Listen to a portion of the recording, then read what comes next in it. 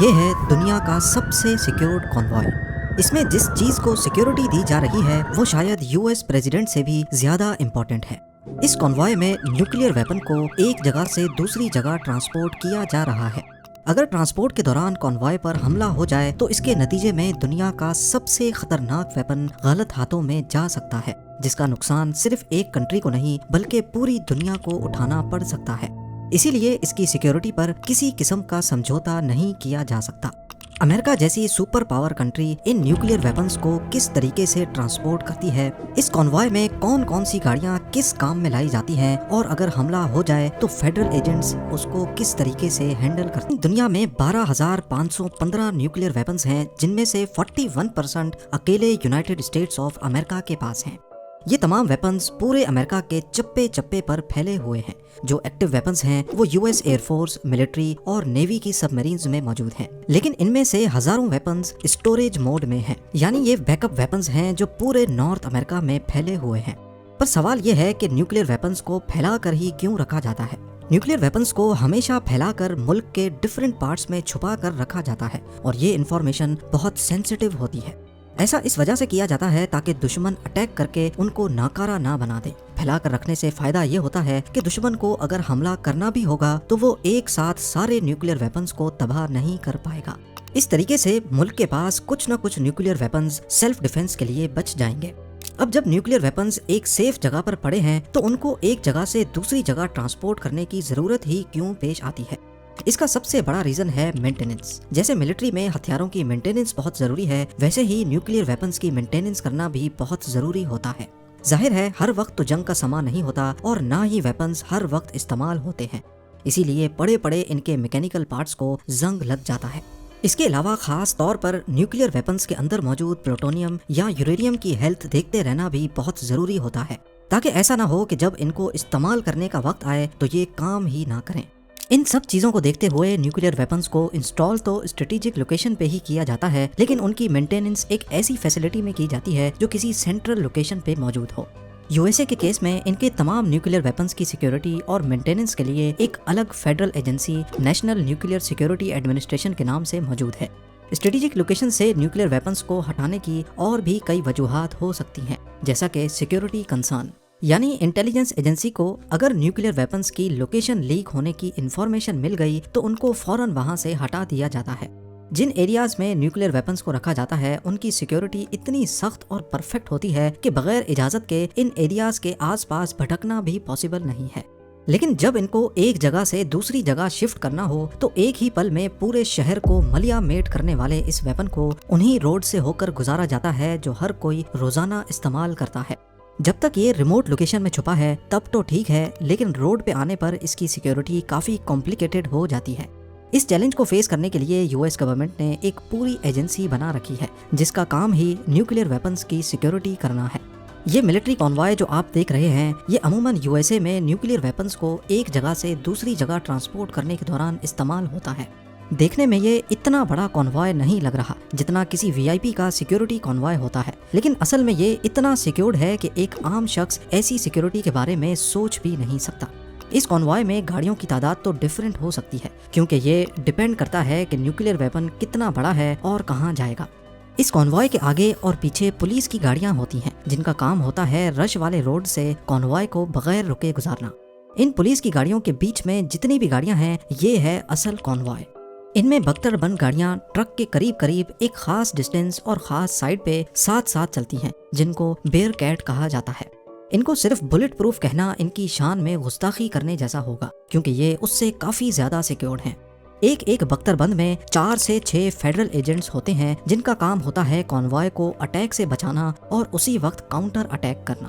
ان بختر بند گاڑیوں میں جگہ جگہ آپ سوراخ دیکھ سکتے ہیں جس کی مدد سے ایجنٹس باہر نکلے بغیر اندر سے ہی فائر کر سکتے ہیں۔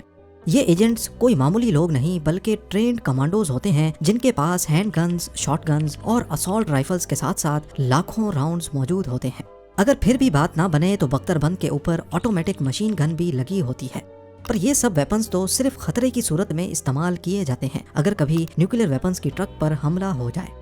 نارمل ٹرانسپورٹ آپریشن کے دوران یہ ایجنٹس ہر چھوٹی سے چھوٹی چیز پر نظر رکھ کر ایک دوسرے سے شیئر کرتے ہیں۔ کانوائے کی تمام گاڑیاں آپس میں ریڈیو کے ذریعے کنیکٹڈ ہوتی ہیں۔ ये रेडियो कम्युनिकेशन 3 अलग अलग चैनल्स पे होता है। एक चैनल पे ये सारी बख्तरबंद गाड़ियां अटैक की सूरत में एक दूसरे से कांटेक्ट करके कोऑर्डिनेट करती हैं। दूसरे चैनल पे बख्तरबंद के एजेंट्स अपने कॉन्वॉय की दूसरी गाड़ियों से अपडेट्स लेते हैं। एसओपी के मुताबिक न्यूक्लियर कॉन्वॉय में कम से कम 7 बख्तरबंद गाड़ियां होनी चाहिए, 5 ट्रक के साथ और बाकी 2 1 किलोमीटर आगे।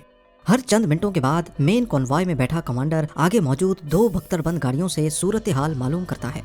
कम्युनिकेशन को अलग अलग चैनल्स में डिवाइड करने का मकसद ये होता है कि अगर अटैकर्स ने एक रेडियो फ्रीक्वेंसी जैम कर दी या फिर मेन कॉन्वॉय के साथ कोई मसला हो गया तो आगे वाली 2 गाड़ियां अपना अलग चैनल इस्तेमाल करके मदद बुला सकें।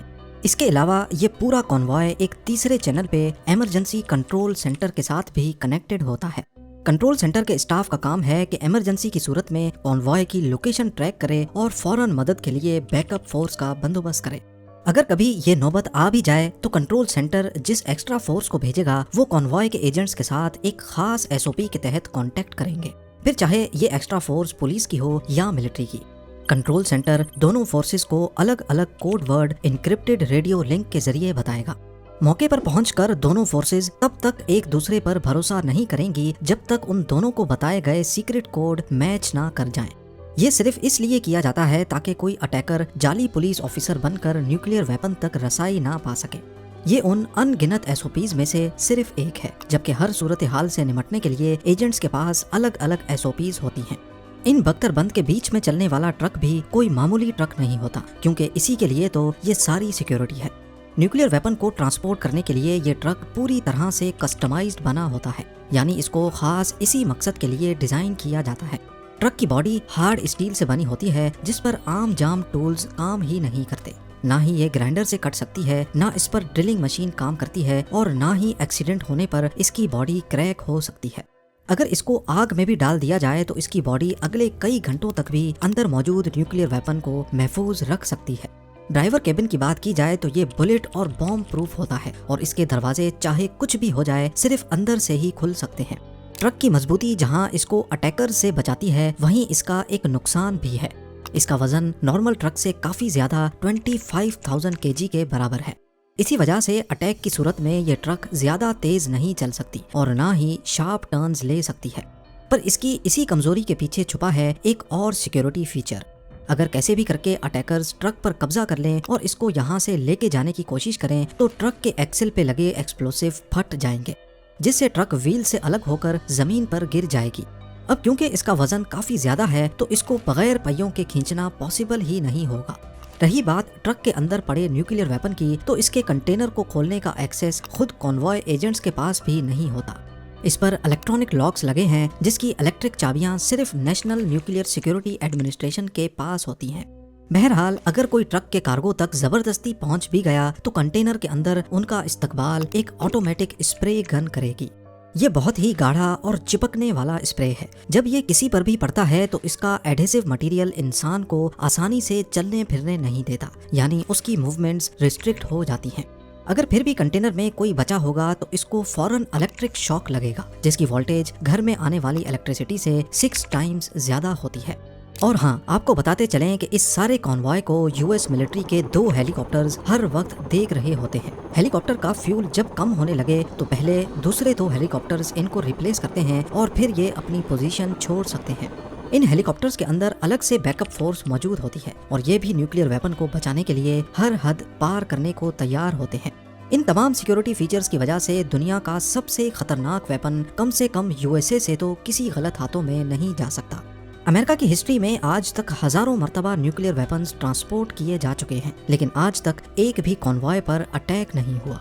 उम्मीद है लोग भरपूर लाइक और शेयर करेंगे। आप लोगों के प्यार भरे कमेंट्स का बेहद शुक्रिया। मिलते हैं अगली शानदार वीडियो में।